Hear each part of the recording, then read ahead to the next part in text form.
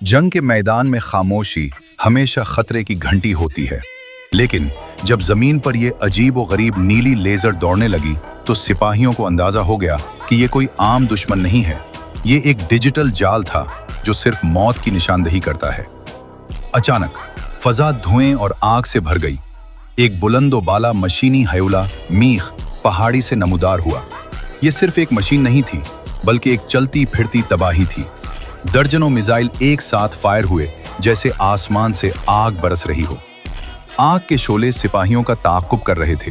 कुछ ने अपनी चुस्ती से जान बचाई, लेकिन कुछ बदकिस्मत इस बारूद का लुकमा बन गए। जैक ने देखा कि उसका साथी शदीद जख्मी है, लेकिन मैदान जंग का पहला उसूल है, अपने पीछे किसी को मत छोड़ो। पहाड़ी की चोटी पर पहुंचकर एक नया सवाल खड़ा हुआ। ये जदीद तरीन टेक्नोलॉजी आखिर किसकी है? क्या हमें यहाँ मरने के लिए छोड़ दिया गया है? क्या हम सिर्फ किसी लेबोरेटरी के तजुर्बाती चूहे हैं? रूसियों के पास इतना पैसा नहीं और चीनी सिर्फ कॉपी करते हैं, तो फिर ये शैतानी मशीन किसने बनाई? सामने रास्ता ब्लॉक था। एक बफिरा हुआ दरिया उनकी मौत और जिंदगी के दरमियान हायल था। वक्त रेत की तरह हाथ से फिसल रहा था। जैक ने अपनी कमर से रस्सी बांधी और बर्फीली लहरों में छलांग लगा दी। एक गलत कदम और सब कुछ खत्म हो सकता था। जैक ने नामुमकिन को मुमकिन कर दिखाया।